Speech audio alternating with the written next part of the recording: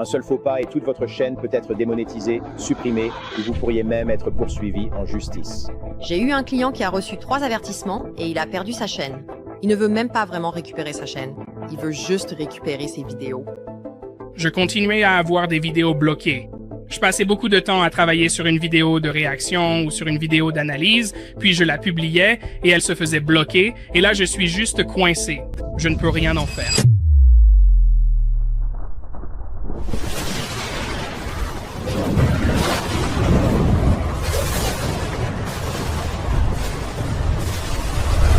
Mes chers guerriers chrétiens, distinguez-vous de cette génération corrompue. Soyez des saints.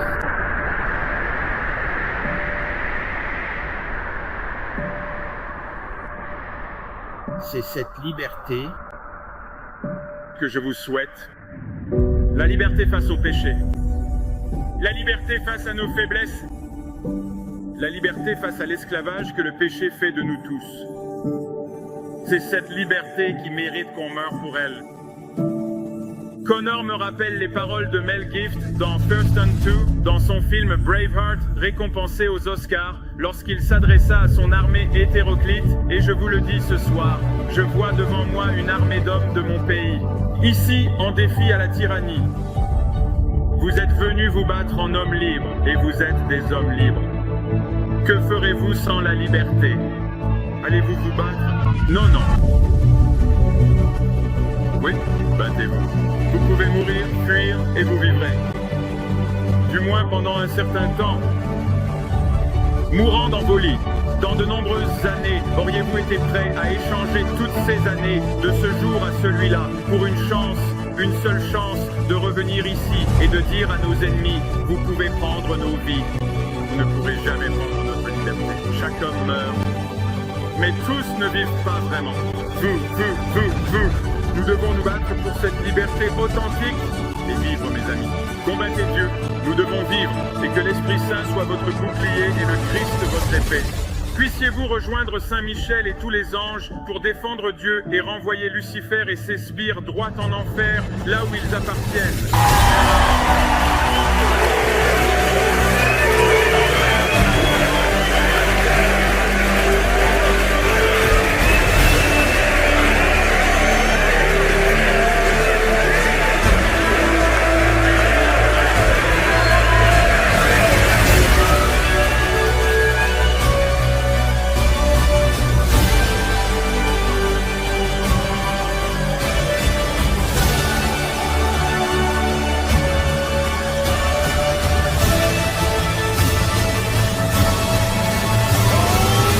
La tempête est sur nous.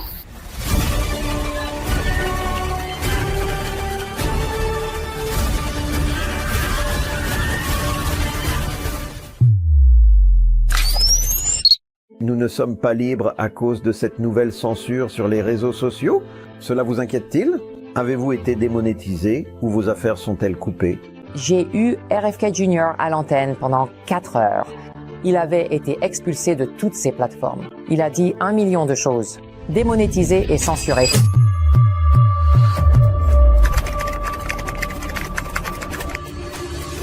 Censure. Censure? C'est une menace bien plus grande pour la démocratie que tout ce que nous avons vu dans ce pays au cours des 4 dernières années, au cours des 40 dernières années.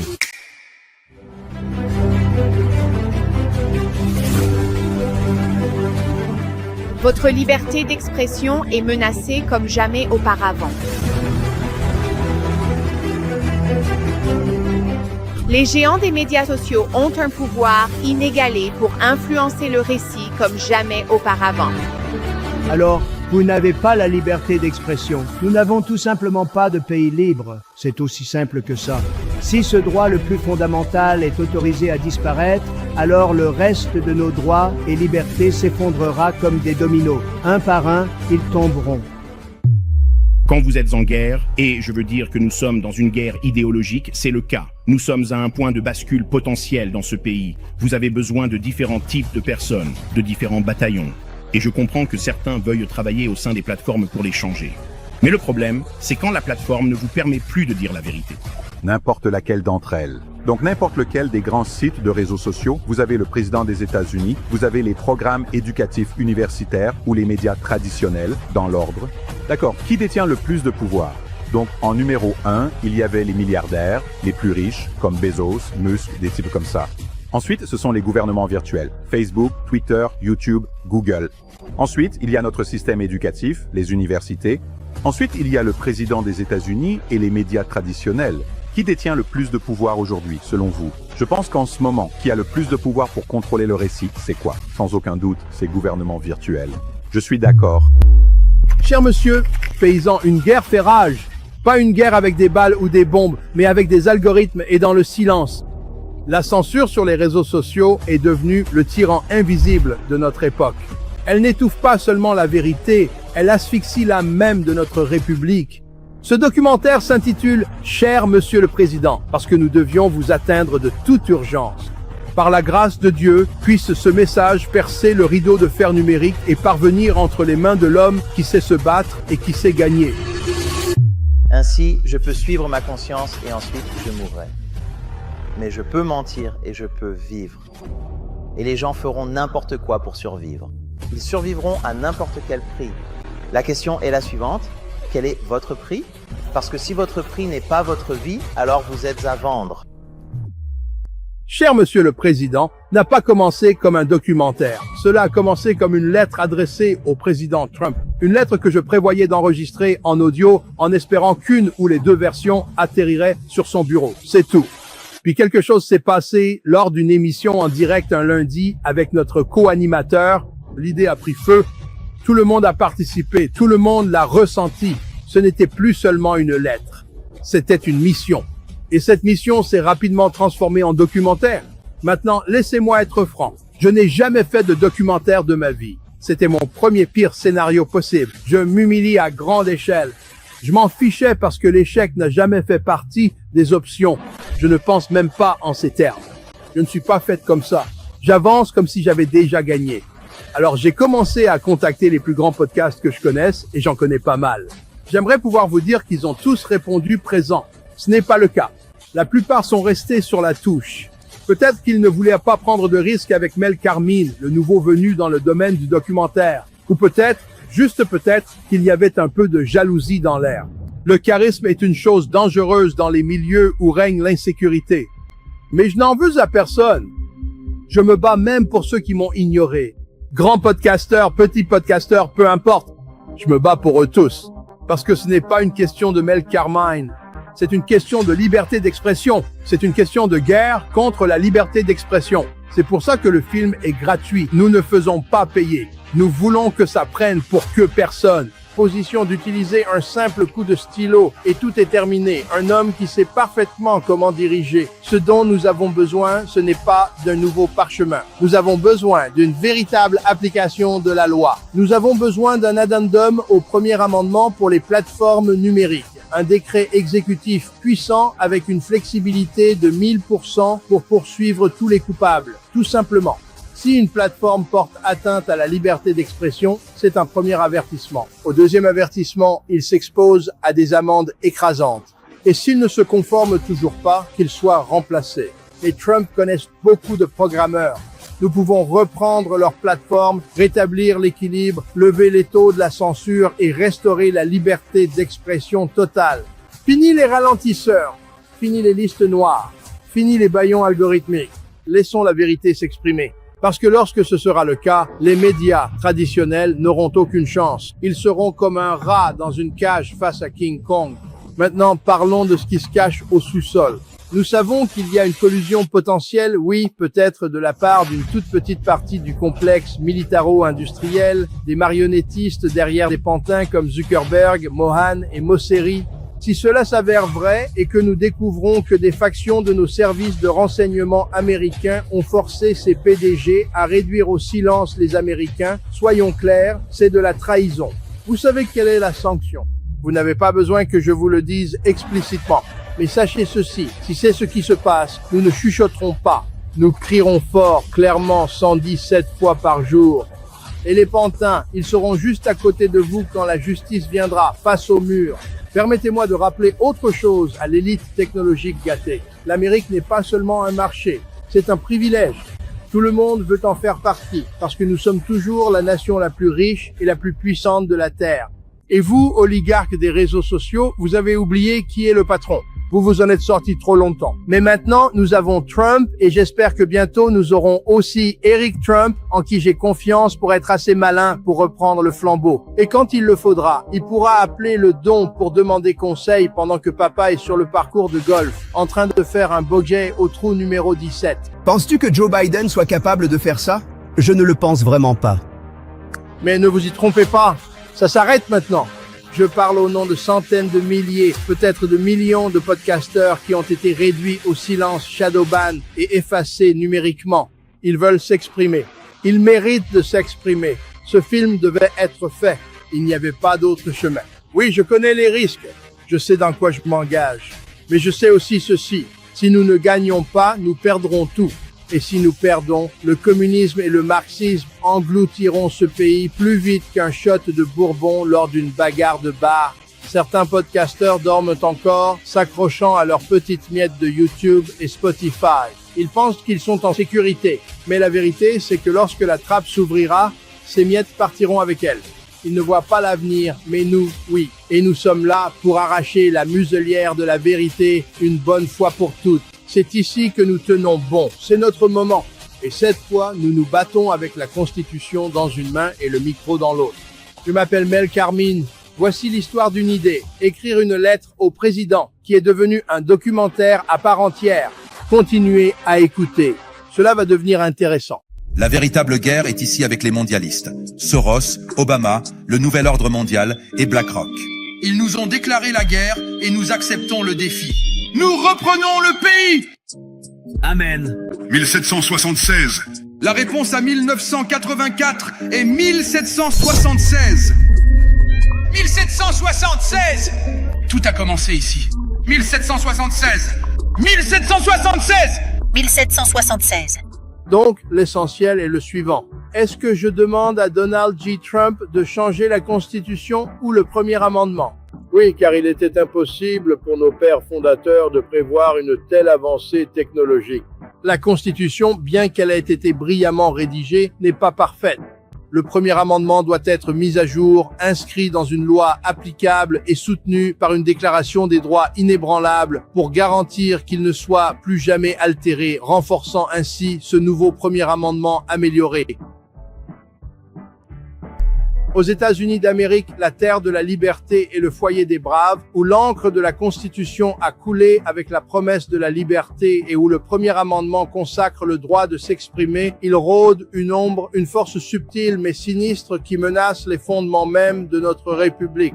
C'est une histoire de censure, une bataille menée non pas avec des épées, mais avec des mots, des algorithmes et du pouvoir. C'est le récit d'une main invisible qui, depuis des générations, cherche à faire taire la dissidence, à réprimer la créativité et à dissimuler la vérité. C'est une histoire de censure médiatique en Amérique, plus discrète, plus sournoise que les interdictions d'autrefois, tissée dans le tissu de notre ère numérique, façonnant ce que nous voyons, entendons et croyons.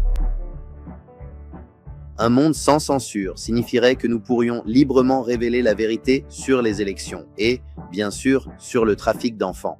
Je crois que l'esprit américain se réveillerait si les gens avaient accès à la véritable information. Et ainsi, nous pourrions éliminer ces problèmes et reprendre notre pays. L'histoire regorge d'exemples de personnes au pouvoir cherchant à restreindre l'accès à certains contenus. Qu'il s'agisse de littérature, de journalisme, de sites de musique ou d'autres contenus supposément inappropriés ou dangereux, tant qu'il y a eu des divergences d'opinion, il y a eu des tentatives pour supprimer ceux considérés comme antagonistes envers le statu quo. L'exécution de Socrate, la destruction des livres mayas par les évêques espagnols, l'interdiction par Cambridge de l'origine des espèces de Darwin, les autodafés dans l'Allemagne nazie, sont autant d'exemples de personnes en position d'autorité cherchant à supprimer l'accès au savoir et aux opinions dissidentes. Et cette pratique perdure encore aujourd'hui, aussi bien ouvertement que de manière clandestine. Monsieur le Président, je m'appelle Gary Francy. Je suis le fondateur de The Next News Network, l'une des plus grandes chaînes conservatrices indépendantes sur YouTube. Le 25 février 2023, YouTube a démonétisé l'intégralité de ma chaîne, sans avertissement, sans explication. J'ai déposé appel sur appel, tous rejetés sans exception. Et pendant 20 mois, j'ai vu mon entreprise s'effondrer, mon équipe se réduire et ma famille souffrir. J'ai vendu des biens personnels. Nous avons vidé nos économies. J'ai construit ce réseau à partir de rien, et les géants de la tech ont essayé de le détruire d'une simple pression sur une touche parce que j'ai osé dire la vérité. Et ils n'ont fait marche arrière que lorsque le Sénat du Texas s'en est mêlé. C'est ce qu'il a fallu. Monsieur le Président, si les États doivent défendre eux-mêmes le premier amendement, qu'est-ce que Washington attend, bon sang? Nous avons besoin d'une protection fédérale pour les voix indépendantes avant qu'il ne soit trop tard.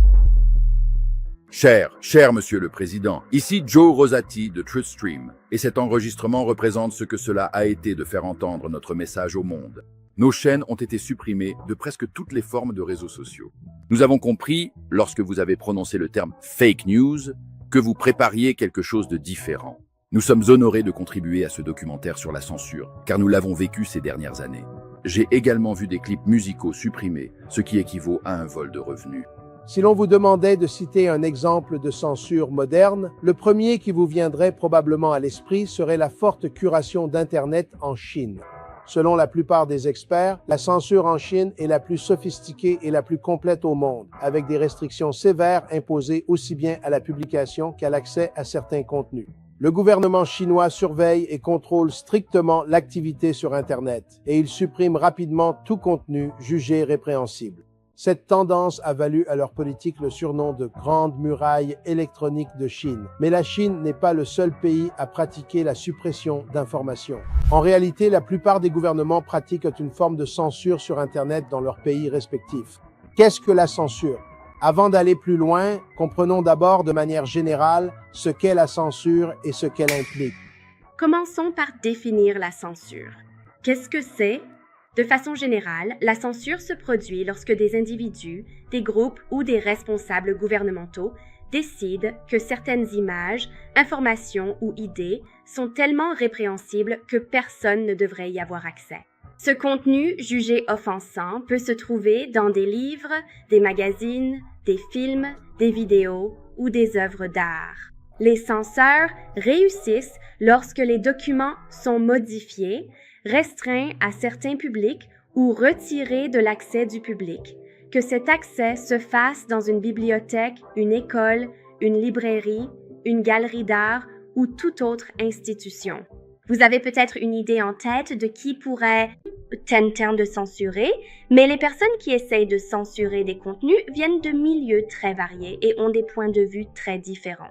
Les tentatives de censure sont souvent justifiées par le fait que la partie qui censure pense qu'il existe une distinction claire entre ce qui est bon et moralement édifiant et ce qui est mauvais et moralement corrupteur. Ils croient que leurs actions empêcheront d'autres personnes d'être influencées négativement.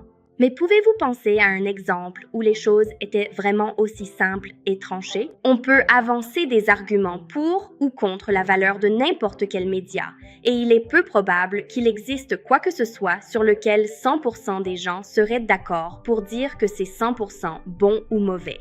La censure est-elle vraiment encore pratiquée aujourd'hui aux États-Unis? Oui, tout le temps. Et le premier amendement alors? Cela ne rend-il pas la censure illégale? En réalité, non.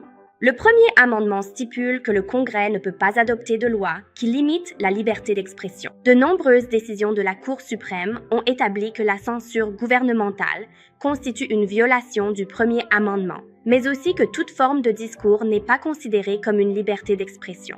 Des choses comme l'obscénité, les propos injurieux ou les discours qui incitent à la violence ou au mal ne sont pas protégés. Cependant, ce sont de plus en plus des institutions non gouvernementales et des entreprises privées qui prennent des décisions concernant la censure et ce qui peut ou non avoir une plateforme accessible. Par exemple, si vous écoutez la radio, vous êtes probablement exposé à la censure au quotidien.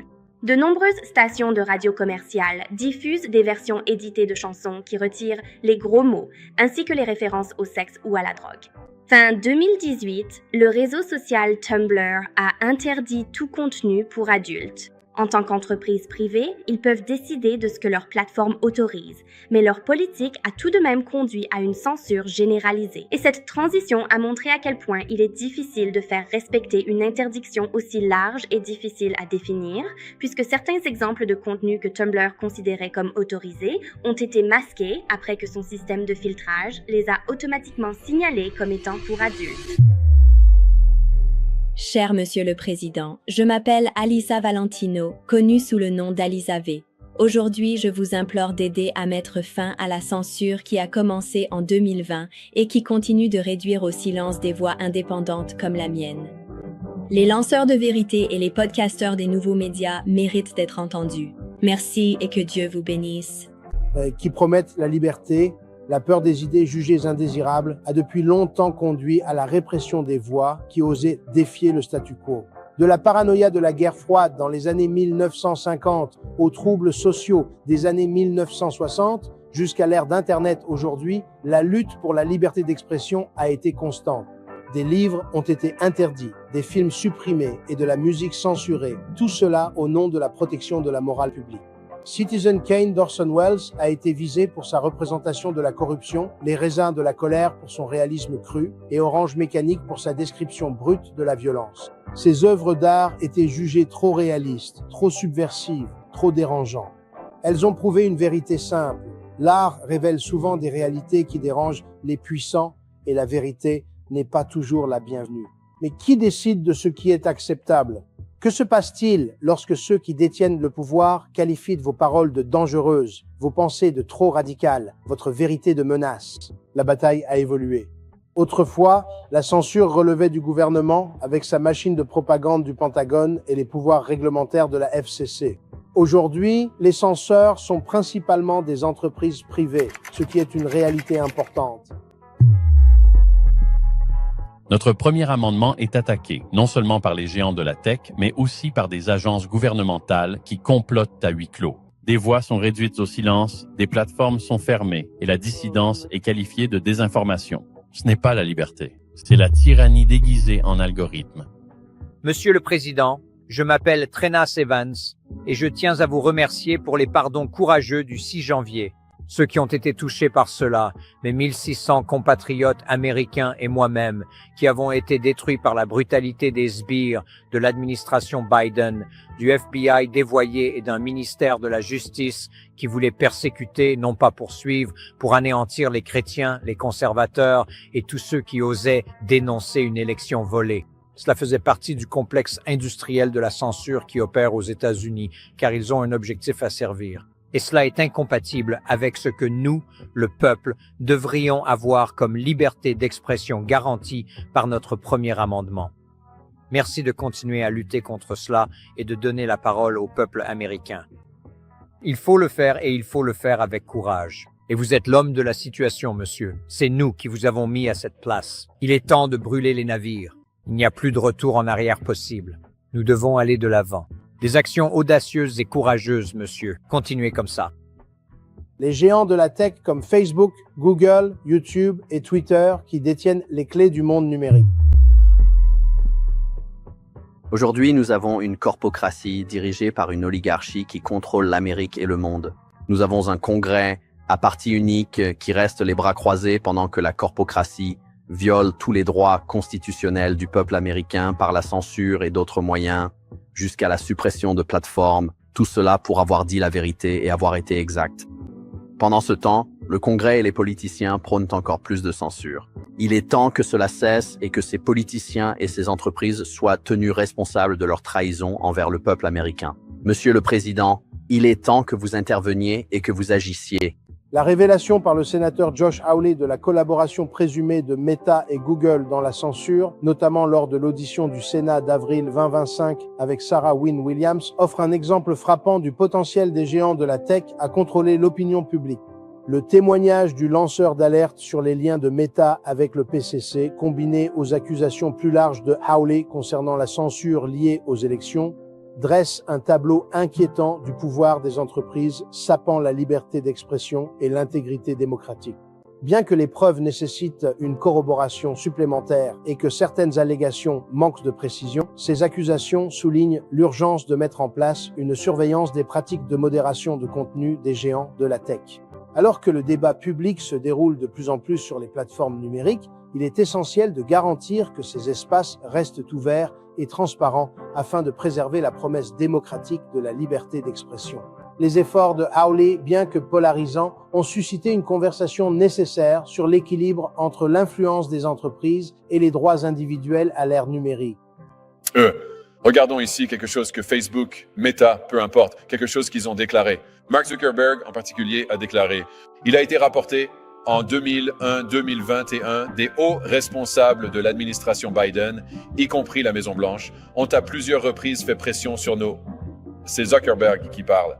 On fait pression sur nos équipes pendant des mois pour censurer certains contenus liés au COVID-19, y compris l'humour et la satire, et ont exprimé beaucoup de frustration envers nos équipes lorsque nous n'étions pas d'accord.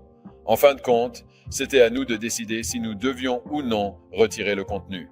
Maintenant, le point que je veux aborder, et peut-être que je vais commencer avec vous, Madame Hemingway, parce que vous et votre média avez été la cible de beaucoup de tout cela et avez été censuré de toutes parts. Vous avez personnellement été censuré.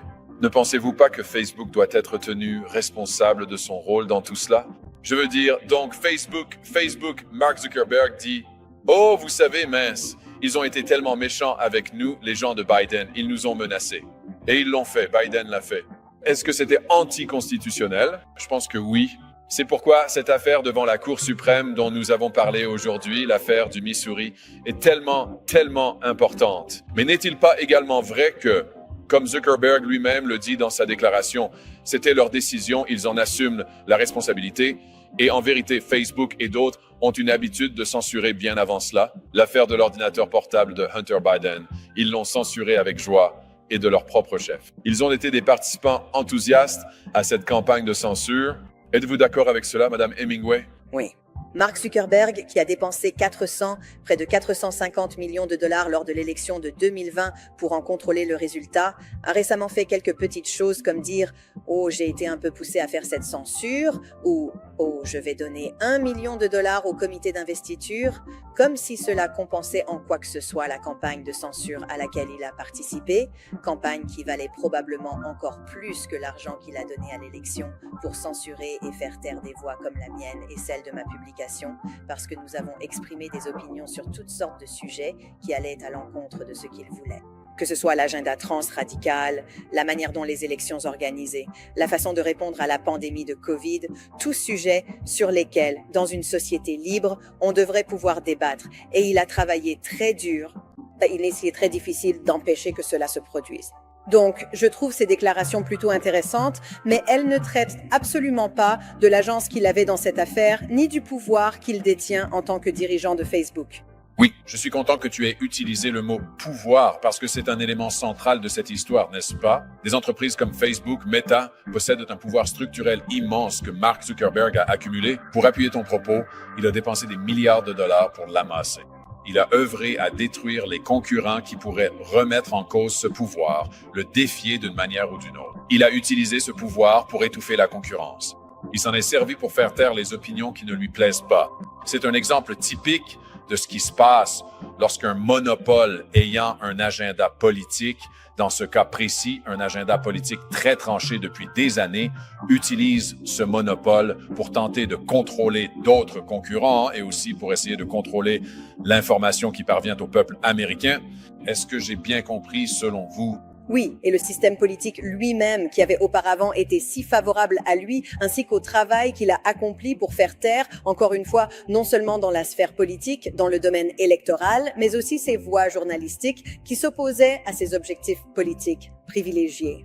C'est formidable, et vous êtes parfaitement placé pour en parler et le mettre en lumière. Il est essentiel de ne pas perdre de vue le rôle que jouent ces entreprises gigantesques. Et il n'y en a que quelques-unes. Je veux dire, c'est Google, c'est Meta, le contrôle qu'elles ont accumulé et utilisé pour dicter ce que les Américains peuvent voir.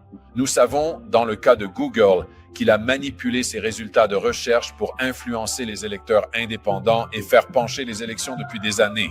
Et pas seulement dans ce pays, ils l'ont fait dans d'autres pays. Ils l'ont fait en Australie. Ce sont d'immenses entreprises monopolistiques qui ont des agendas politiques et qui utilisent leur pouvoir de marché pour tenter d'influencer.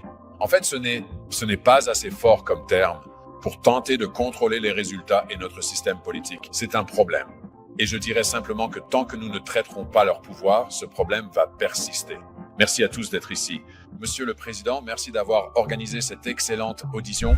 Internet, salué comme un espace de liberté avec l'adoption de la section 230 du Communication Decency Act en 1996, a donné aux plateformes un chèque en blanc pour modérer ou censurer à leur guise. Monsieur le Président, ici le sénateur d'État Mark Finchem. Je sais que vous reconnaissez la menace existentielle que sont devenus les réseaux sociaux, surtout maintenant qu'ils sont fortement censurés, et ce depuis le début de 2016. Monsieur, nous avons tous les deux été victimes de cette censure, et j'espère sincèrement que dans les jours à venir, vous envisagerez de traiter les réseaux sociaux comme les services publics qu'ils sont devenus. C'est la meilleure chose que vous puissiez faire pour mettre fin à la censure et obliger ces plateformes à devenir de meilleurs citoyens dans le monde de l'entreprise. Je sollicite votre aide à ce sujet. Merci, Monsieur le Président. Bonjour, Monsieur le Président. Je m'appelle Mike Berra. Je suis podcasteur, chercheur d'informations indépendantes, d'informations scientifiques. La censure sur Internet dans le monde entier est complètement hors de contrôle.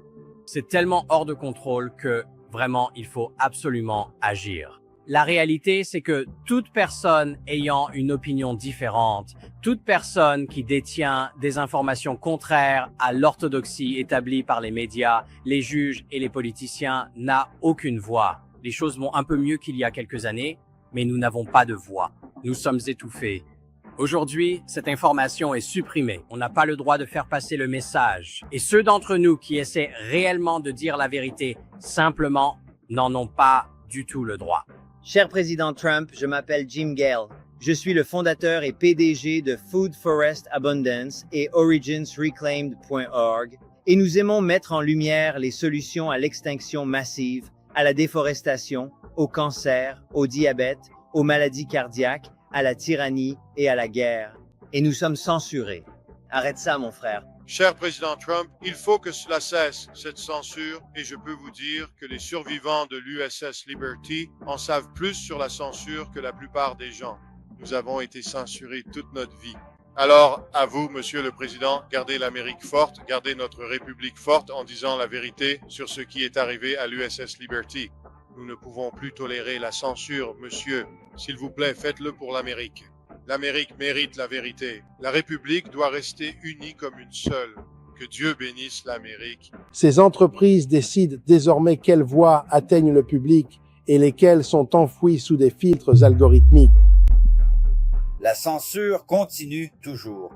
Nous avons besoin que les personnes responsables de cela, ainsi que celles qui représentent nous le peuple au Congrès, rendent des comptes. Ce n'est pas normal que cette censure continue et, nous avons besoin de responsabilité. Je n'ai qu'une seule chose à demander. Je veux juste voir un peu de responsabilité de la part de quelqu'un. Allez, retire la goupille et lance cette grenade, mon pote. C'est tout ce que chaque Américain veut voir. Un peu de responsabilité pour les crimes commis contre nous tous. Cher Monsieur le Président, je m'appelle Carole Maureen Friesen. J'enseigne la thérapie psychosomatique depuis 25 ans et j'avais des groupes sur Facebook et Instagram. Ils ont tous été supprimés le 15 octobre 2020 et nous devons faire entendre notre voix en tant que citoyens du monde concerné. Cher Monsieur le Président, ici Patriot Underground, un de vos plus grands soutiens. Lorsque j'ai commencé mon parcours de podcasteur après l'élection volée de 2020, j'ai été confronté à un niveau massif de censure qui a évidemment eu un impact direct, non seulement sur mes droits fondamentaux du premier amendement, mais aussi sur la diffusion d'informations véridiques, ce qui est sans aucun doute un sujet qui vous tient particulièrement à cœur.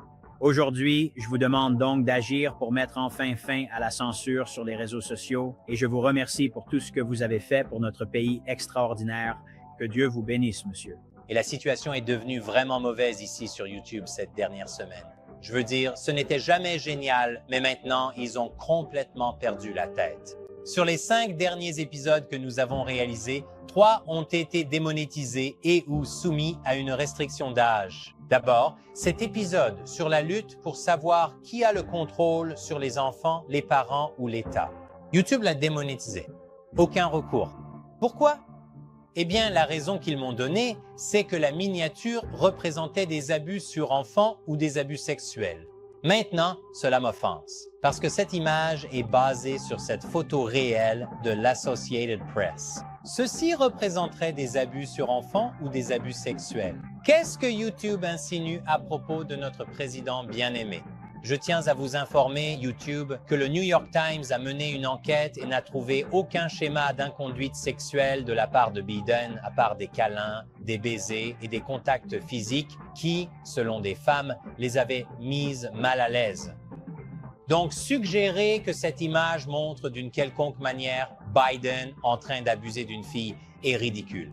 Ensuite, il y a eu cet épisode que j'ai fait sur les émeutes en France. C'était l'un de nos épisodes récents les plus populaires. Waouh, le nombre de vues est 2,6 fois plus élevé que d'habitude. Puis, il a soudainement été soumis à une restriction d'âge. Ça tue l'audience.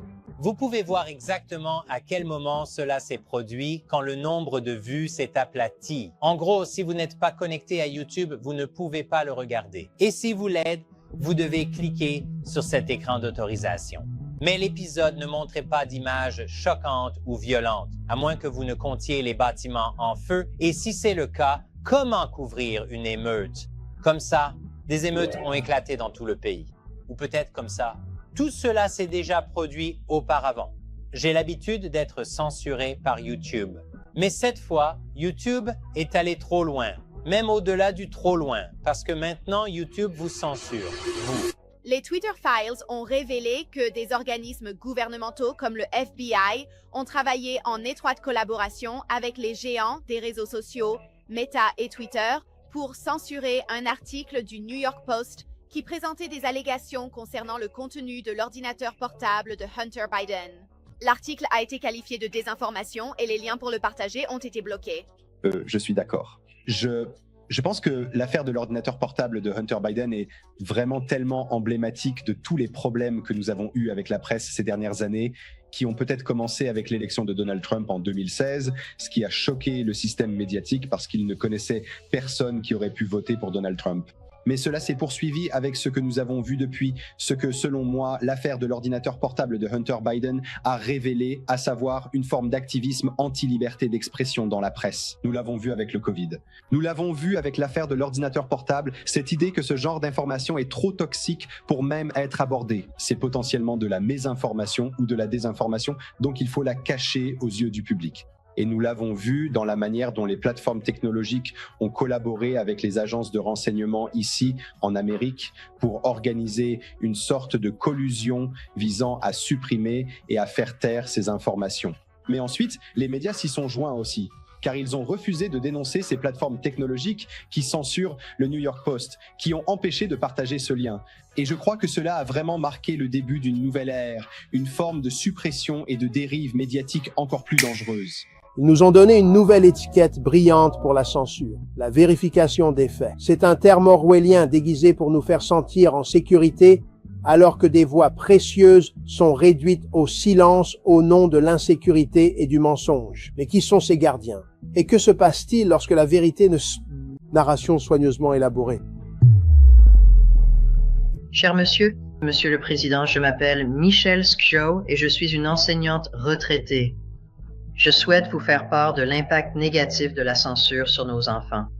Leur curiosité et leur créativité sont étouffées à cause des méthodes d'apprentissage dogmatiques et répétitives qui sont instaurées.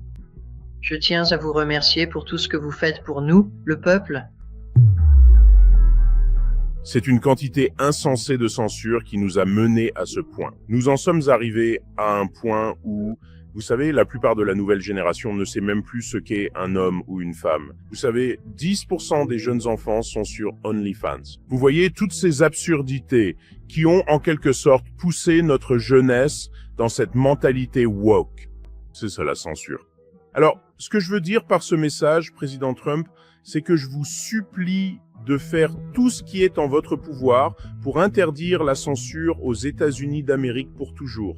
Je veux dire, cela ne devrait même pas être une question, puisque nous avons le premier amendement, mais il semble que notre premier amendement ne soit pas suffisant, alors qu'il est clairement écrit que nous avons la liberté de la presse, la liberté d'expression. Je pense qu'il est temps, Président Trump, et je vous supplie de mettre en place ce qu'il faut pour bannir la censure à jamais et donner le pouvoir à vos combattants de la liberté, à vos porteurs de vérité, pour diffuser ces informations afin que nous puissions gagner cette guerre sur le champ de bataille de l'information. Les mécanismes de contrôle sont multiples, motivés par les personnes, le pouvoir et le profit. La concentration des médias a transformé la presse en une machine corporative avec 6 entreprises possédant presque tout ce que nous regardons, lisons et entendons. Un simple coup de téléphone d'un annonceur peut faire disparaître un reportage, comme on l'a vu en 2018, lorsqu'un grand média a abandonné une enquête sur un géant pharmaceutique, sous la pression de son service publicitaire. Dans le domaine numérique, les algorithmes sont les nouveaux gardiens, programmés pour privilégier des sources peu fiables comme les médias traditionnels ou les voix gouvernementales, reléguant la dissidence et étouffant sa portée. Le shadow banning, l'outil le plus affûté du filtre silencieux, limite la visibilité d'une publication sans en avertir l'utilisateur, visant aussi bien les voix conservatrices que progressistes selon les priorités de la plateforme. Le résultat est une réalité soigneusement sélectionnée où seules les idées approuvées prospèrent. Lorsque l'Internet a été développé pour la première fois, beaucoup de gens nourrissaient de grands espoirs qu'il deviendrait une sorte de bien commun numérique, un lieu où les gens pourraient se rassembler et échanger librement des informations, un peu comme une immense bibliothèque publique. Comme nous le savons tous, ce n'est pas ce qu'est devenu l'Internet. Dès que les entreprises ont compris à quel point cette nouvelle frontière pouvait être lucrative, le projet a été corrompu et il est devenu un simple tentacule de plus du marché moderne. Sur l'Internet moderne d'aujourd'hui, toute notre activité et nos informations passent entre les mains d'entreprises privées qui ont le dernier mot sur ce qui est accessible, visible et autorisé en ligne. Les gens ont tendance à oublier que Google n'est pas une sorte de service public universel. C'est une partie d'une immense entreprise qui existe au sein d'Internet. Lorsque vous interagissez avec une plateforme de Google comme YouTube, votre droit à la liberté d'expression reste à la porte, alors que dans le monde physique, c'est le gouvernement de votre pays qui exerce le contrôle. Votre vie numérique est gouvernée par d'immenses entreprises et par une poignée d'individus absurdement riches. Il n'est pas dans l'intérêt de ces entreprises et de ces milliardaires de permettre la libre circulation de l'information sur leur plateforme. Point à la ligne. Des sites comme YouTube et Twitter sont méticuleusement organisés afin de contrôler la conversation et de monétiser au mieux notre trafic. Cher monsieur le Président, je m'adresse à vous non pas avec colère, mais avec inquiétude. En tant qu'Américain attaché à la vérité, à la transparence et à la liberté, le premier amendement n'est pas qu'une simple encre sur du parchemin. C'est le fondement de notre liberté. Pourtant, aujourd'hui, la censure s'accroît sous prétexte de sécurité et de lutte contre la désinformation. Lorsque des voix sont réduites au silence, non par le débat, mais par la suppression, nous ne protégeons pas la démocratie, nous la détricotons. La liberté d'expression signifie que nous ne serons pas toujours d'accord, mais que nous avons toujours le droit de nous exprimer. Monsieur le Président, je vous demande de défendre avec courage les droits qui ont fondé cette nation, car une fois la liberté d'expression perdue, il ne reste plus rien. Protégez-nous. YouTube vous dit quoi regarder ensuite, et ce sont toujours des vidéos qui rapportent de l'argent, celles des grandes chaînes, des vidéos monétisées et très partageables. C'est pareil avec Twitter et Facebook. On vous propose des publicités ciblées et des recommandations qui correspondent à ce que ces entreprises veulent que vous consultiez. Voilà le problème en résumé. Dans un monde où Internet est une nécessité pour la plupart des gens, où nos informations, nos achats, notre éducation se trouvent en ligne, est-il vraiment approprié que ces entreprises opèrent presque entièrement en dehors du contrôle des instances dirigeantes et du grand public? Peut-être est-il temps d'envisager une nouvelle déclaration des droits d'Internet pour protéger la liberté d'expression raisonnable en ligne. À ce stade, Internet est essentiellement un service public uniquement en raison de sa nécessité dans la vie moderne. Des sites comme YouTube et Facebook sont essentiellement des monopoles. Il n'existe pas de véritables alternatives, mais ces entreprises ne sont pas régulées comme des monopoles. Prenez par exemple votre compagnie des eaux locales. C'est un service public et tout le monde bénéficie du même niveau de service. Si la compagnie des eaux était gérée comme Facebook, elle pourrait détourner l'eau des zones jugées indésirables et l'acheminer vers d'autres zones qui auraient, d'une manière ou d'une autre, gagné leur faveur de façon opaque. Nous en sommes encore au début d'Internet et surtout des réseaux sociaux. Le World Wide Web n'existe réellement que depuis 1990 et Facebook n'est là que depuis 2000. La quantité massive de changements transformateurs survenus au cours des 30 dernières années a largement dépassé notre compréhension de ce que pourrait être Internet. À présent, il devrait être évident que l'Internet sera le facteur dominant de la vie moderne pour un avenir prévisible et nous devons le prendre au sérieux. Nous devons élaborer des plans pour nous assurer qu'Internet ne devienne pas simplement un outil de propagande utilisé par d'immenses entreprises échappant à tout contrôle.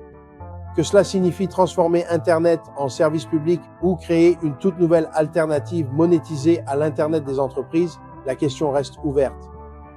Mais c'est assurément quelque chose que nous devons envisager. Tout comme les bibliothèques servent d'institutions publiques efficaces, permettant la démocratisation de l'apprentissage, une alternative publique à l'Internet tel qu'il existe actuellement pourrait démocratiser la circulation de l'information à l'ère numérique. Libéré de la coercition des intérêts privés, des fils d'actualité manipulés et de la publicité ciblée, il y a un autre facteur à prendre en compte.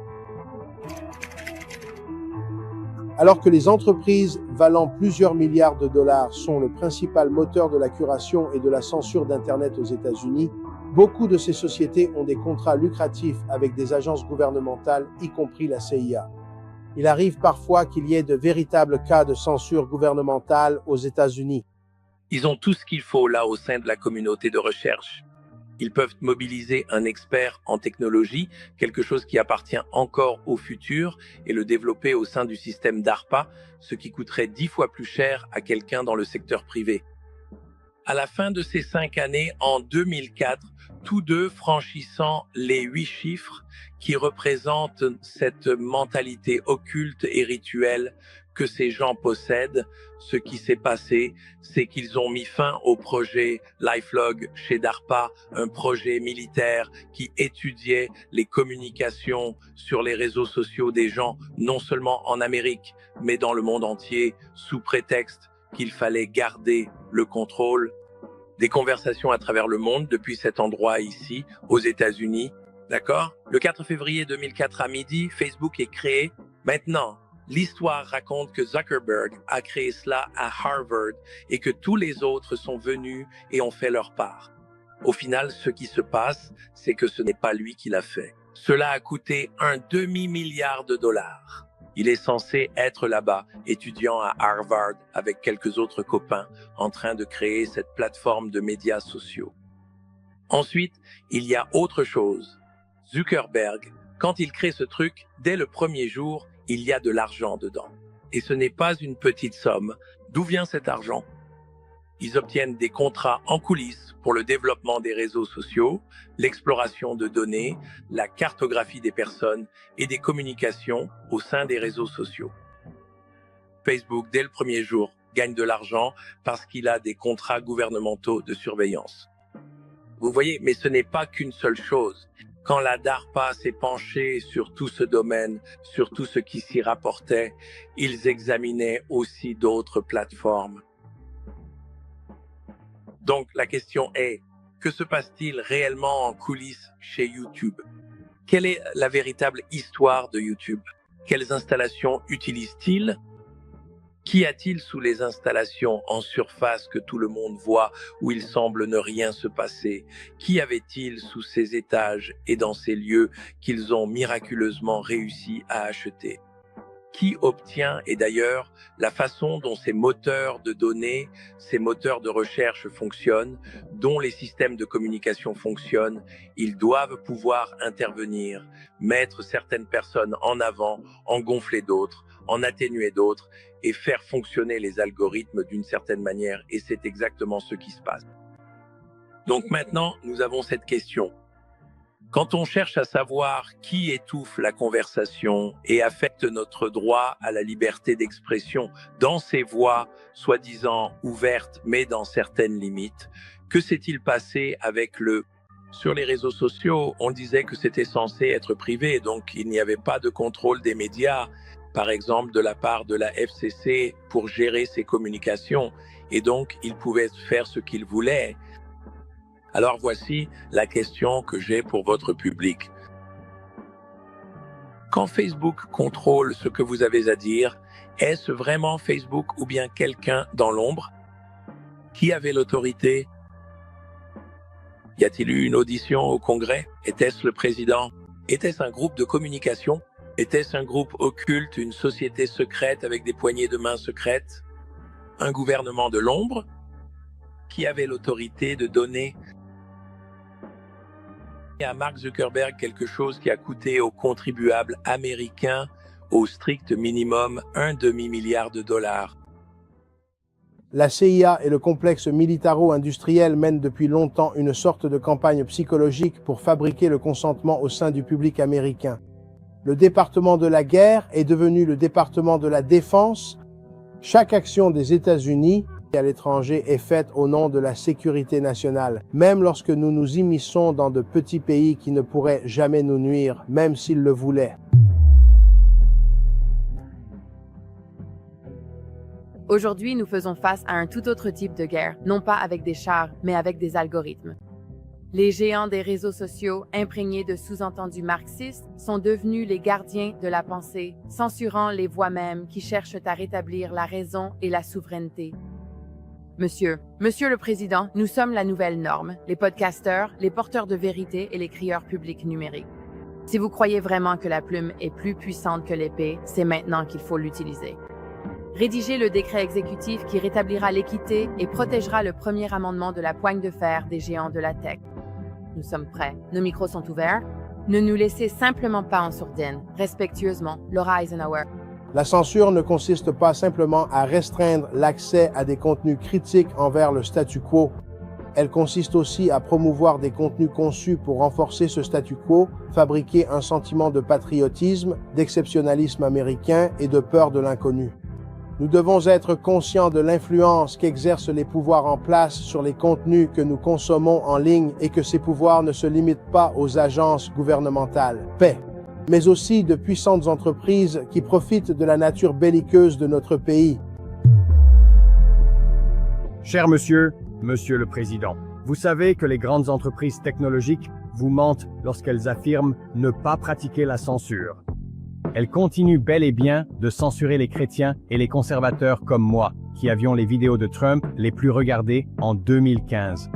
Quand ils ont vu que nous pouvions influencer leur population, ils ont vraiment resserré leur contrôle et cela n'a pas changé. L'algorithme continue de jouer contre nous. Cher monsieur le Président, je m'appelle Tom Althaus, l'auteur de The Matrix. Le système judiciaire est corrompu dans ce pays. Juges et avocats sont achetés. Ils se vantent de s'en sortir avec des vols. C'est l'Amérique, pas un pays du tiers-monde. Nous avons besoin que vous régliez cela. Nous avons besoin que vous rétablissiez les droits et la procédure régulière garantie à nos citoyens. J'en ai assez, aidez-nous. Faites la différence. Assez de tout cela. Rendez-nous nos droits. Cher monsieur le Président, je m'appelle Dylan Lewis Monroe, créateur du Deep State Mapping Project et animateur du podcast New Templars. De 2019 à 2025, j'ai été banni de Shopify, Facebook, Instagram, Mailchimp, Patreon, Twitter, YouTube, Square, Discord, Linktree et TikTok. Ces bannissements ont dévasté mon entreprise et nous ont fait reculer de plusieurs décennies par rapport à là où nous serions si nous n'avions pas été bannis. Et certains de ces bannissements étaient simplement dus au fait d'avoir publié des messages positifs à propos du président Trump. Cher monsieur le Président, je suis Bruce Poppy de Unpopular Viewpoint sur Rumble et du Bruce Poppy Show sur YouTube. La censure de ces dernières années a été scandaleuse. Le problème de la censure doit être résolu. L'un des principes fondamentaux de notre pays est la liberté d'expression. Nous devrions pouvoir parler de ces sujets. Monsieur le Président, je m'appelle Jason Q de la chaîne Rumble We Not Me. Je voudrais exprimer mes doléances concernant le combat actuel contre la censure auquel nous sommes confrontés aujourd'hui. J'ai été empêché de publier des faits et des documents à l'attention de tous, afin qu'ils puissent prendre eux-mêmes leurs propres décisions sur ce qui est vrai. Nous ne voulons influencer personne. Nous voulons simplement porter la vérité au pouvoir et que ce pouvoir soit rendu au peuple, là où il doit être. Merci de votre attention à ce sujet. Président Trump, j'espère que vous entendrez ce message. Je m'adresse à vous aujourd'hui non pas en tant qu'électeur, mais en tant que personne qui croit en la Constitution des États-Unis. Les tyrans de la technologie numérique censurent encore massivement des Américains à travers tout le pays. Il est temps que nous mettions fin à cette technocratie. La tyrannie numérique qui s'abat sur le peuple américain. Je demande l'instauration d'une déclaration des droits de l'Internet, quelque chose qui renforce nos droits constitutionnels à exprimer nos pensées, nos idées et nos voix, quelle que soit notre affiliation politique en ligne. J'espère que vous entendrez ce message et j'espère que nous pourrons agir rapidement pour mettre fin à cette tyrannie numérique dès aujourd'hui. Cher Monsieur le Président, nous sommes avec le podcast The Time is Now. En 2021, avant que YouTube ne supprime notre chaîne, ils ont supprimé 107 de nos vidéos. Heureusement, nous avons pu archiver ces vidéos avant qu'elles ne soient supprimées. Cependant, nous avons été privés de plateforme jusqu'à ce que nous puissions nous reconstruire ici sur Rumble. Deuxième épître aux Corinthiens, chapitre 3, verset 17. Là où est l'Esprit du Seigneur, là est la liberté. Dans d'autres traductions, il est dit, là est la justice, là est la liberté. Aucune liberté ne nous a été accordée. Nous demandons la justice, la liberté. Merci, Président. Merci, Monsieur le Président. Bonjour, Monsieur le Président. Ici Mark Abrahams de la plateforme News Treason Channel 17 et de la plateforme Fake News 7NY. La censure a toujours été un problème dans les médias, surtout depuis que les grandes entreprises nous ont pris en main et qu'ils sont passés du journalisme à l'éditorialisme. Mais j'ai constaté encore plus de censure dans la rue de la part des gens, car plus personne ne peut avoir une conversation civilisée. Donc, manifestement, quand on parle aux gens, tout ce qu'on reçoit, ce sont des cris au lieu d'avoir une conversation normale et même d'accepter d'être en désaccord. C'est un gros problème que nous devons tous aborder. Merci pour votre temps, Monsieur le Président. Vous faites un excellent travail. Cher Monsieur le Président, à la lumière de vos décrets affirmant qu'il n'existe que deux genres et protégeant le premier amendement, comment l'État du Michigan peut-il continuer à me poursuivre? Je suis Christine Geiger, propriétaire du studio With Hair Lab à Traverse City, dans le Michigan. Un seul post Facebook sur la page de mon entreprise et j'ai été accusée de 3 chefs de discrimination par le département des droits civils du Michigan, alors même que je n'ai jamais refusé de service à qui que ce soit. J'ai perdu mon entreprise, mon gagne-pain et ma réputation, tout ça à cause de mots. Le premier amendement n'a pas été écrit pour protéger les discours sans risque. Il a été écrit pour protéger les paroles que d'autres voulaient faire taire. Si on peut me détruire pour avoir parlé, aucun Américain n'est en sécurité. Et si nous ne nous levons pas maintenant, il ne restera plus personne pour entendre. Ils ont essayé de me réduire au silence, mais je n'ai pas fini de parler. Monsieur le Président, je suis la Dri Leila Ali et j'anime le podcast Deprescribing Pharmacists. En ce moment, la censure est hors de contrôle. Quand il s'agit de santé, la liberté d'expression est réduite au silence. Pendant ce temps, les publicités pharmaceutiques tournent 24 heures sur 24, 7 jours sur 7. Qu'est-ce que cela signifie? Cela signifie que des gens souffrent parce que des solutions simples et efficaces sont enterrées. Au lieu d'apprendre des approches naturelles qui guérissent réellement, on leur donne des médicaments pharmaceutiques coûteux fabriqués en laboratoire qui les maintiennent malades. Pourquoi cela continue-t-il d'arriver? Il est temps de briser les chaînes numériques. Que la vérité, la santé et la liberté renaissent. L'affirmation du sénateur J.D. Vance lors du débat vice-présidentiel de CBS en 2025, selon laquelle la censure est la plus grande menace pour la démocratie américaine, reflète une inquiétude croissante quant au rôle des grandes entreprises technologiques dans la formation du discours public. S'appuyant sur des exemples tels que la suppression de l'affaire Hunter Biden en 2020 et le retrait de contenus liés au COVID-19, l'affirmation de Vance met en lumière la façon dont la modération des contenus peut restreindre la liberté d'expression et saper la confiance dans les processus démocratiques. Bien que la censure représente effectivement un défi majeur, la qualifier de plus grande menace unique occulte d'autres problèmes urgents, comme la suppression des électeurs et la désinformation. Néanmoins, l'accent mis par Vance attire l'attention sur la nécessité d'une plus grande transparence et responsabilité dans les pratiques des plateformes technologiques. Je pense qu'il existe effectivement une menace pour la démocratie dans ce pays, mais malheureusement, Ce n'est pas la menace contre la démocratie dont Kamala Harris et Tim Walz veulent parler. C'est la menace de la censure. Ce sont des Américains qui mettent de côté des amitiés de longue date à cause de désaccords politiques. Ce sont les grandes entreprises technologiques qui réduisent leurs concitoyens au silence. Et c'est Kamala Harris qui dit que plutôt que de débattre et de convaincre ses concitoyens, elle préférerait censurer les personnes qui diffusent de la désinformation. Je pense que c'est une menace bien plus grande pour la démocratie que tout ce que nous avons vu dans ce pays au cours des 4 dernières années, voire des 40 dernières années. Je suis vraiment fier, surtout sachant que j'ai été élevé par 2 démocrates ouvriers de longue date, d'avoir le soutien de Bobby Kennedy Jr. et de Tulsi Gabbard, des leaders de longue date de la coalition démocrate. Et bien sûr, ils ne sont pas d'accord avec moi et Donald Trump sur tous les sujets. Nous n'avons pas besoin d'être d'accord sur tous les sujets, mais nous sommes unis autour d'un principe fondamental du premier amendement américain. Nous devons débattre de nos différences. Nous devons en discuter. Nous devons essayer de convaincre nos concitoyens américains. Kamala Harris pratique la censure à une échelle industrielle. Elle l'a fait pendant le COVID. Elle l'a fait sur de nombreux autres sujets. Et pour moi, cela représente une menace bien plus grande pour la démocratie que ce qu'a dit Donald Trump lorsqu'il a affirmé que les manifestants devaient protester pacifiquement le 6 janvier. Il y a ensuite la censure que nous nous infligeons. La culture de l'annulation a instrumentalisé l'indignation, transformant la dissidence en condamnation sociale à mort. La peur d'être qualifié de raciste, de sexiste ou simplement d'avoir tort réduit au silence des voix avant même qu'elles ne s'expriment.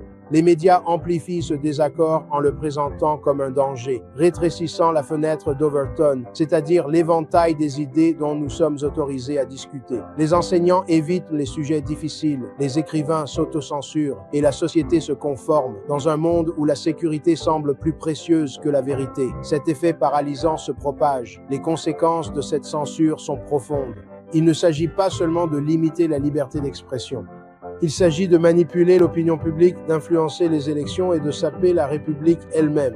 L'élection présidentielle américaine de 2016 a été un signal d'alarme, révélant le rôle immense des réseaux sociaux dans la formation des croyances des gens.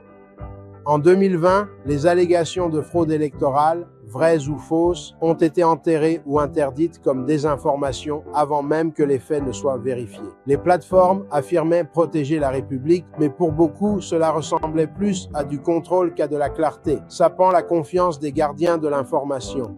Lorsque des voix sont réduites au silence, nous perdons plus que des droits individuels. Nous perdons notre capacité collective à affronter des vérités dérangeantes. Nous perdons la chance d'évoluer. Pourtant, à chaque époque, il y a ceux qui refusent d'être réduits au silence.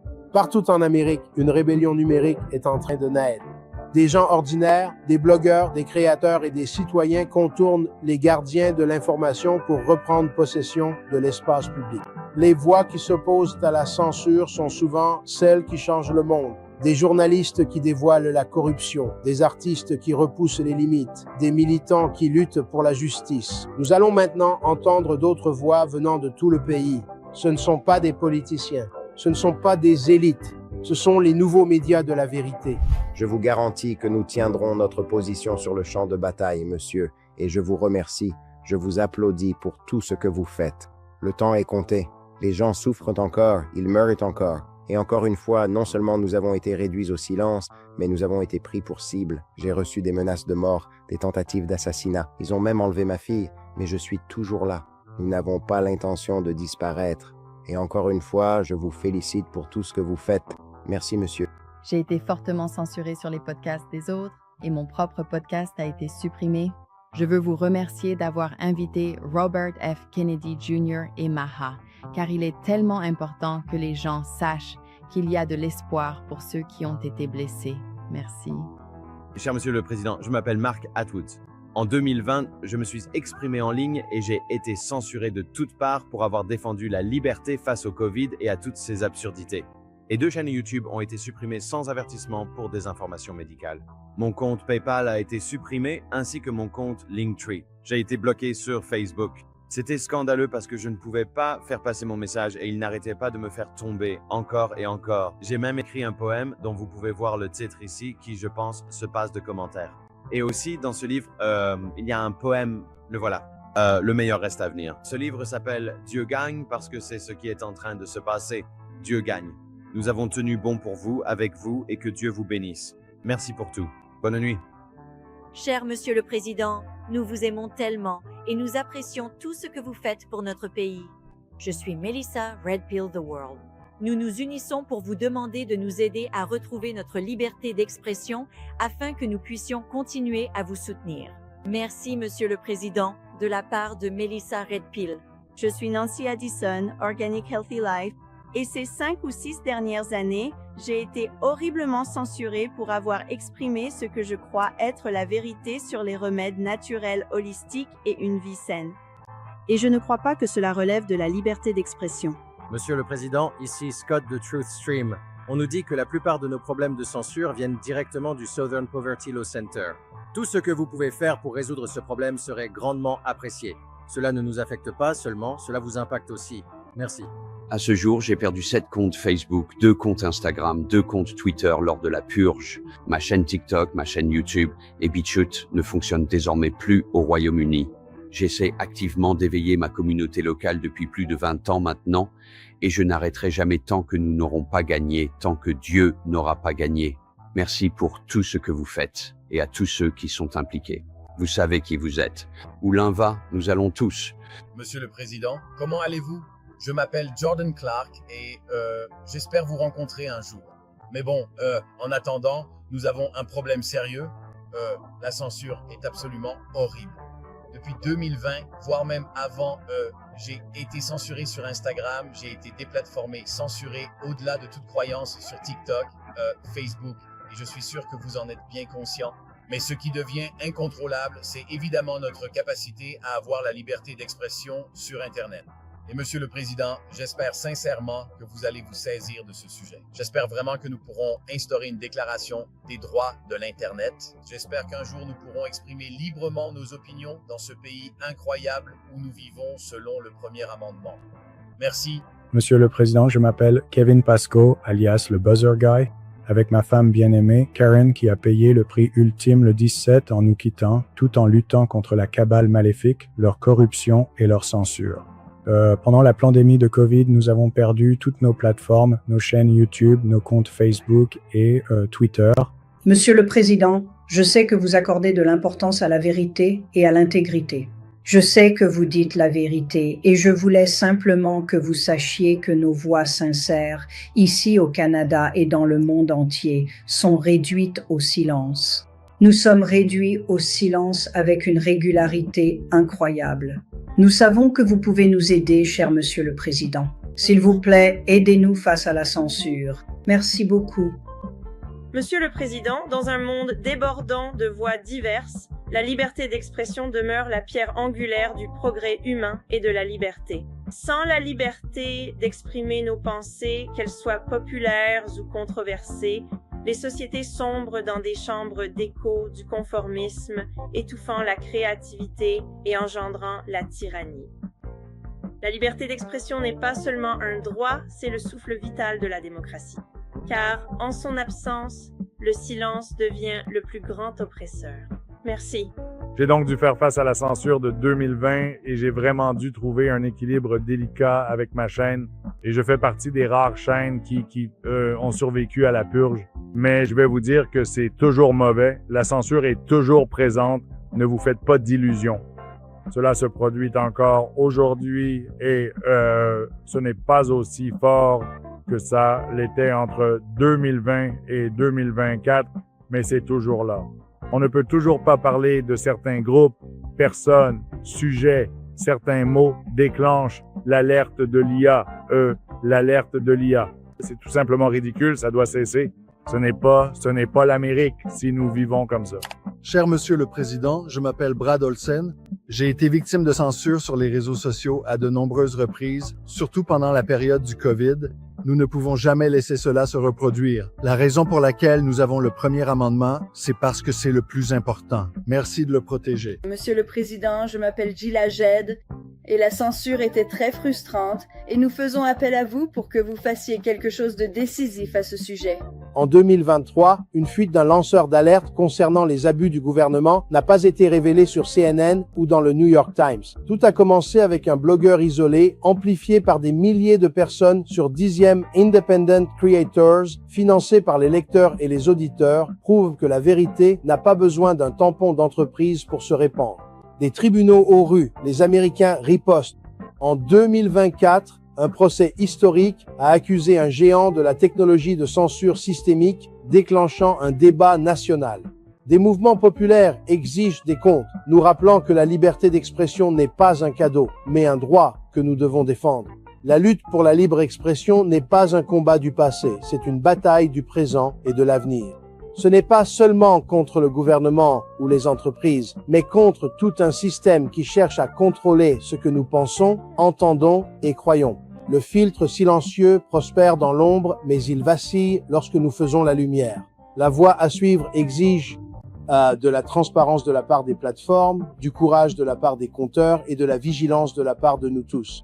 Nous avons besoin de plateformes alternatives pour l'information, décentralisées, portées par la communauté et libres de toute influence des entreprises, où les voix peuvent s'épanouir sans crainte d'être réprimées.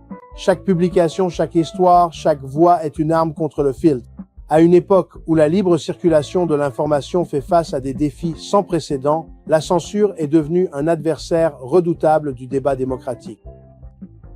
Et c'est vous qui rendez cela possible. Au milieu de ce paysage trouble, Mel Carmine, podcasteur international et entrepreneur basé à Cap Canaveral, en Floride, a proposé des solutions audacieuses et créatives pour éveiller le public et contrer la menace omniprésente de la censure. À travers son sommet annuel Quantum Summit et une proposition visionnaire d'écrire directement au président des États-Unis, Carmine cherche à éclairer, à responsabiliser et à mobiliser les citoyens pour qu'ils reprennent la parole. Cette analyse explore les stratégies de Carmine, leur importance dans la lutte contre la censure, ainsi que les défis auxquels elles sont confrontées à l'ère numérique, où le contrôle de l'information est à la fois subtil et systémique. Mel Carmine, connu pour sa défense des actifs numériques comme le XRP, a utilisé sa plateforme pour aborder la question de la censure à travers le Quantum Summit annuel, un événement de haut niveau organisé à Cap Canaveral, en Floride. Le sommet inaugural, qui s'est tenu les 8 et 9 juin 2024 au Staying Alive Wellness Center, a mis en lumière le fait que les plateformes médiatiques et technologiques centralisées réprimaient les voix dissidentes sous prétexte de lutter contre la désinformation. Malgré ses promesses, le Quantum Summit se heurte à des limites pour répondre à l'ampleur de la censure. Sa portée reste limitée par rapport à l'influence mondiale des géants technologiques comme Meta, Google et YouTube. La prise de conscience de Carmine que cela ne semblait pas suffisant met en évidence la nature tentaculaire de la censure, où la suppression d'un canal conduit souvent à l'apparition de nouvelles formes de répression ailleurs. Reconnaissant les limites du sommet, Carmine a proposé une approche plus directe dans son podcast en écrivant au président des États-Unis qu'il décrit comme l'homme le plus puissant et le plus courageux de la planète. Je peux écrire des emails incroyables. Je veux écrire l'email le plus incroyable de tous les temps. En fait, le peuple américain exige des arrestations à ce stade, car nous avons des preuves irréfutables. Si nous devions rédiger un email vraiment intéressant, mais ne pas l'envoyer, car cet email ne sera jamais envoyé. Mais transformez-le en un fichier audio, mettez-le partout sur Internet et demandez aux patriotes de le diffuser. D'accord? Wow. Je veux dire, laissez-le se propager comme un fou jusqu'à ce qu'il atteigne Donald Trump et faites-leur savoir que le peuple américain veut voir des putains d'arrestations. Les peuples du monde veulent voir des arrestations. La liberté d'expression sur les réseaux sociaux doit être pleinement rétablie. Nous avons un mot à dire, et si on nous étouffe, nous ne pouvons pas le faire sortir. Notre parole est plus importante aujourd'hui que les médias grand public. Il n'y a pas de liberté d'expression sur les réseaux sociaux. Et les réseaux sociaux sont la place publique, c'est le média, c'est la vérité en ce moment.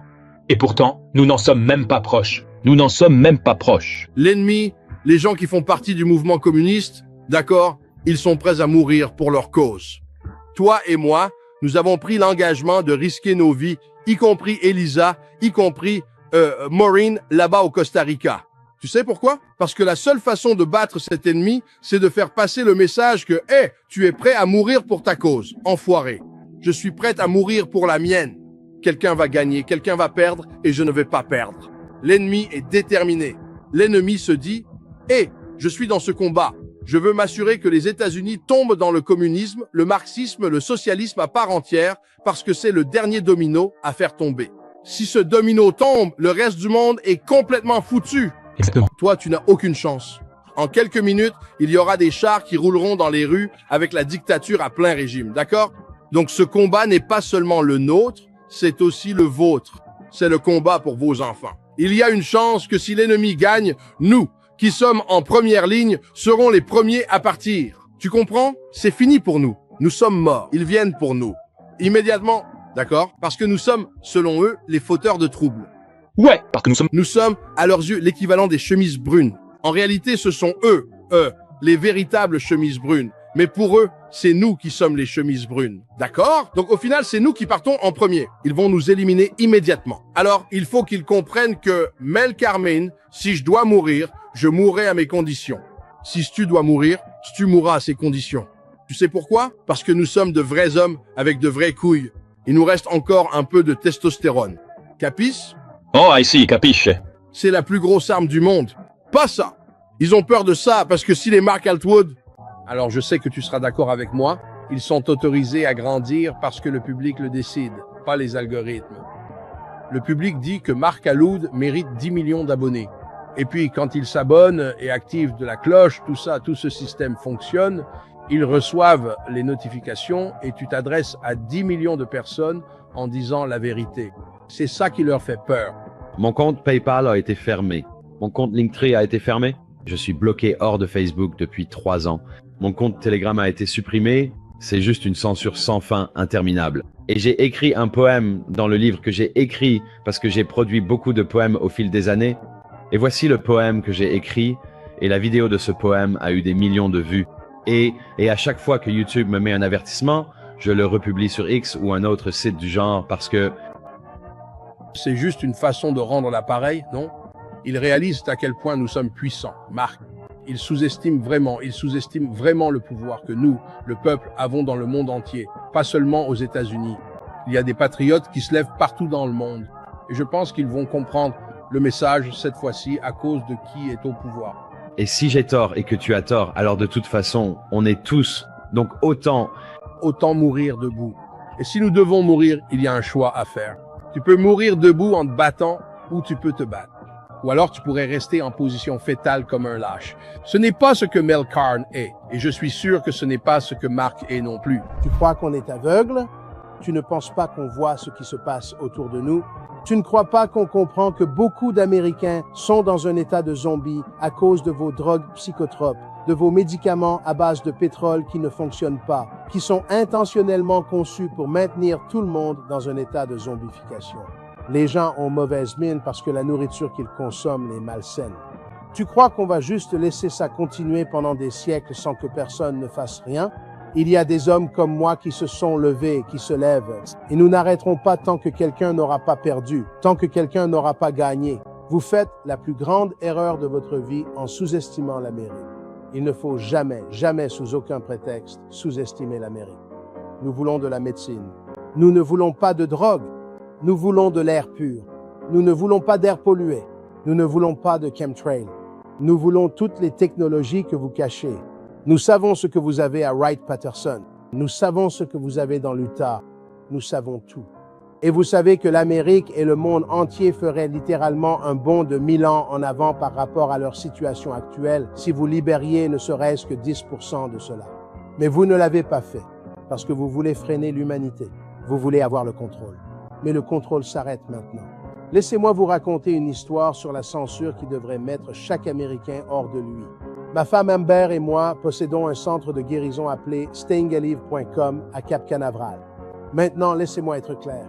La technologie que nous utilisons n'est pas un dispositif médical. Un jour, nous avons décidé de partager certains de nos témoignages les plus puissants. De vraies personnes, de vrais résultats. Un homme en particulier, Ray, était à l'écran en larmes. Il avait un cancer du poumon, un cancer de la prostate et du diabète. Tous les médicaments que les médecins lui ont donnés ont échoué. Rien ne fonctionnait, puis il a découvert notre technologie. En quelques semaines, ses marqueurs de cancer sont tombés à 0 et son diabète est devenu indétectable. Salut, je m'appelle Ray et j'ai une histoire à raconter sur le cancer. Non seulement ils avaient un cancer de la prostate, mais ils avaient aussi un cancer du poumon. Ils n'ont cessé de me donner des pilules, les unes après les autres. Je voulais vivre.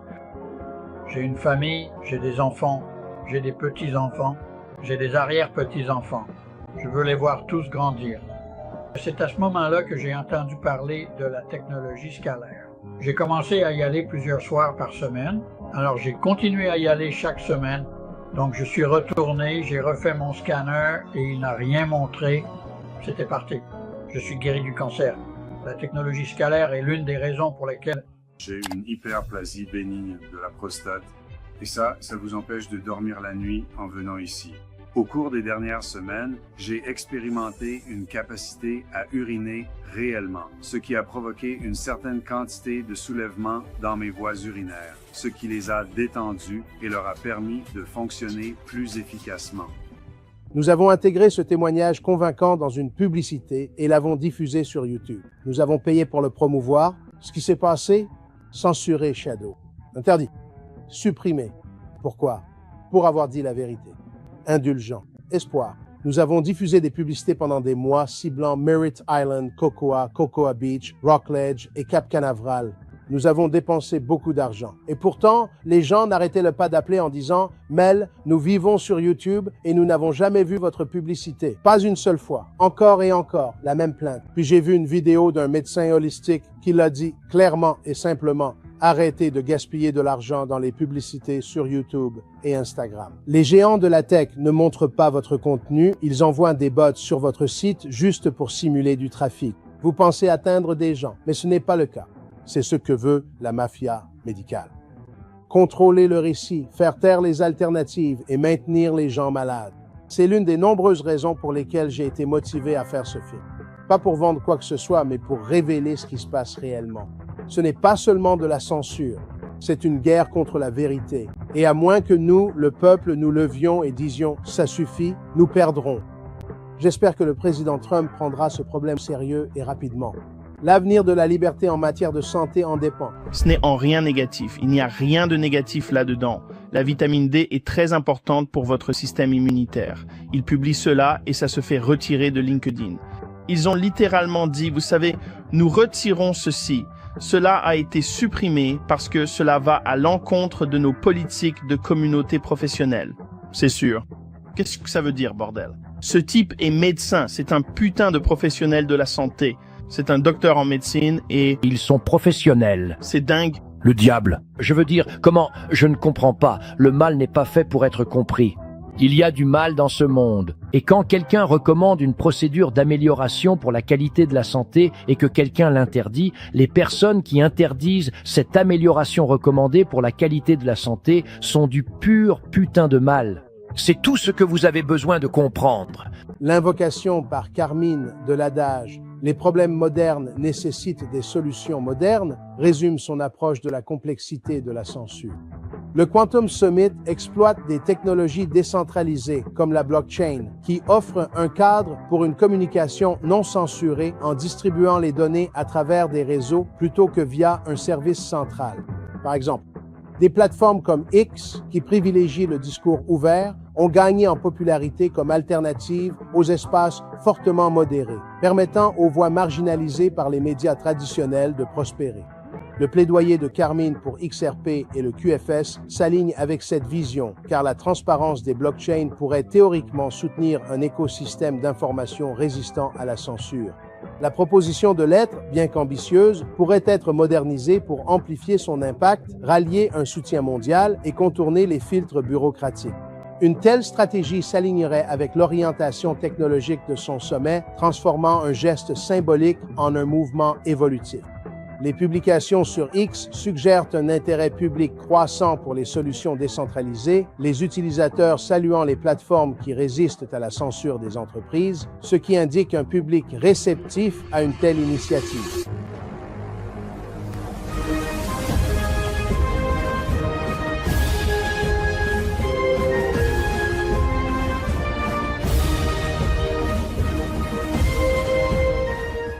Je m'appelle Mel Carmine. Je suis un immigrant sicilien, podcasteur international et entrepreneur qui a vécu le rêve américain. Je suis parti de rien et je me bats pour tout. J'aime ce pays avec une passion née d'une pure gratitude et d'un feu intérieur. L'Amérique n'est pas seulement une terre d'idées, c'est un phare. Et aujourd'hui, ce phare est assiégé, Monsieur le Président. Pas par des envahisseurs étrangers, mais par des plateformes contrôlées par une cabale à Silicon Valley qui réduisent au silence la vérité, répriment la dissidence et manipulent la place publique numérique. Monsieur le Président, nous sommes de nombreux podcasteurs, des porteurs de vérité, des guerriers du numérique. Nous sommes avec vous, mais pour gagner ce combat, nous avons besoin de récupérer nos micros. YouTube, Facebook, Instagram, même Rumble. L'appareil de censure est partout. Ils ne font pas que nous ignorer, ils se moquent de nous. Ils nous défient de dire la vérité sous la menace de l'exil. J'ai étudié le communisme pas dans une salle de classe, mais en temps réel, dans la vraie vie. C'est du marxisme déguisé en tenue de la Silicon Valley. Et il ne doit pas être autorisé à se propager. Oui, nous sommes en train de décimer les médias de fausses informations, et de beaucoup. Mais nous ne sommes pas là pour décimer, nous sommes là pour pulvériser. Nous ne voulons pas qu'ils soient blessés. Nous voulons qu'ils soient effacés du contrôle total, disparus comme la fumée du champ de bataille du discours public. Il ne s'agit pas seulement de liberté d'expression, mais de la capacité de survie des Américains. Si nous ne mettons pas fin à la censure, nous ne gagnerons pas. Période. Et Monsieur le Président, vous êtes le seul homme capable de frapper la plume qui brise leur emprise. Nous avons besoin d'un décret exécutif implacable, d'une task force, d'un tribunal inébranlable pour faire respecter la vraie loi, la common law, la loi constitutionnelle, des lois qui répondent à nos pères fondateurs et non aux tyrans non élus de la tech. Nous appelons la jeunesse à autoriser des inspections inopinées de toutes les grandes plateformes de réseaux sociaux. Nous avons besoin de mordants, nous avons besoin de feu. L'Amérique a besoin de responsabilité au plus haut niveau de la loi et de l'ordre. D'un simple trait de plume, vous pouvez décimer le goulag numérique. Nous serons votre armée, attendant vos ordres. Nous n'avons pas peur. Nous ne sommes pas faibles. Nous avons fini de taire. Merci, Monsieur le Président. Si cette courte vidéo vous a touché et que vous avez écouté jusqu'ici, ce n'est pas grâce à nous, mais par la grâce de Dieu. L'Amérique non seulement survivra, mais elle prospérera. Et nous créerons les Américains les plus sains et les plus riches que l'on ait jamais vus.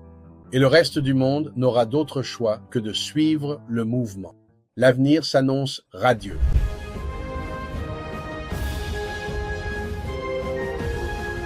Les choses sont sur le point de changer. Pourquoi? Parce que des gens comme vous et des gens comme moi exigent le changement. Parce que les règles qui ont été écrites pour cette planète, dont nous sommes en train de sortir, ne nous servent plus correctement dans cette nouvelle planète vers laquelle nous allons, cette nouvelle réalité, ce nouveau monde. C'est ça. Donc, l'idée de renforcer le premier amendement est une excellente idée, mais je pense qu'il faut vraiment prendre conscience de l'ensemble de la situation et l'examiner sous tous les angles possibles. Je pense qu'il serait préférable d'avoir également une déclaration des droits qui renforce le nouveau premier amendement, par exemple, où, si vous êtes une entreprise privée, vous ne pouvez plus censurer la liberté d'expression. Maintenant, quelles sortes de sanctions seront mises en place? J'espère qu'il y en aura beaucoup. J'espère qu'elles seront tellement lourdes, comme des amendes de 5 milliards de dollars, qu'ils ne pourront pas y résister. Ensuite, ils vont dire: oh oui, voilà 5 milliards de dollars. Part et nous continuerons à censurer. Alors je ne pourrai pas gérer ça. Donc si nous avons des amendes vraiment sévères, ce seront les nouvelles règles. Soit vous respectez le nouveau premier amendement, c'est l'Amérique, et elle a été fondée sur la liberté d'expression, soit vous sortez de notre pays.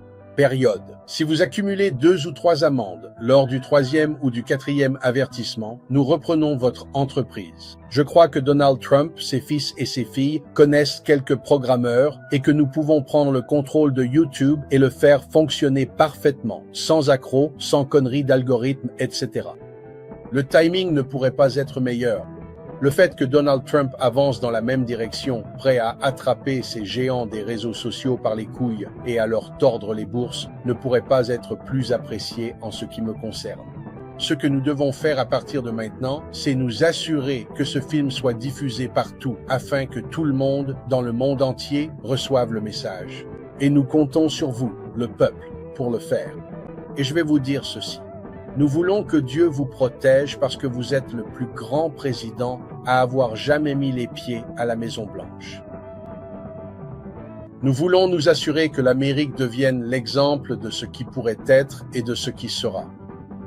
Et nous n'allons pas seulement rendre l'Amérique à nouveau grande, nous allons rendre la planète entière formidable pour la première fois depuis très très longtemps. Peut-être depuis l'époque de l'Atlantide, mais cela faisait longtemps qu'on l'attendait. Et il faut de grands hommes et, je suppose, qu'il faut qu'ils nous poussent au bord du désastre total pour que certains d'entre nous passent à l'action. Et je veux vous remercier du fond du cœur ainsi que ma famille. Et que Dieu vous bénisse, monsieur.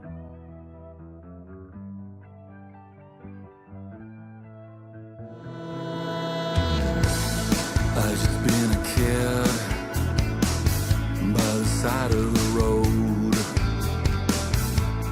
watching the world. Well, it's all just to show those we looked up to are not who they seem. Watching the world, well, it's all just to show. Je vais tout foutre en l'air, Dave. Oh, Dave, tu me rends fou maintenant. Oh, tu vas me faire saigner. Dave, il va falloir que tu sois patient avec moi. Il va y avoir beaucoup de prises de vue, d'invités sur ces invités. Voyez quelles sont les équations, les podcasteurs, les petits diffuseurs. C'était vraiment brillant, exceptionnel et tout à fait... La Constitution, même si elle était brillante...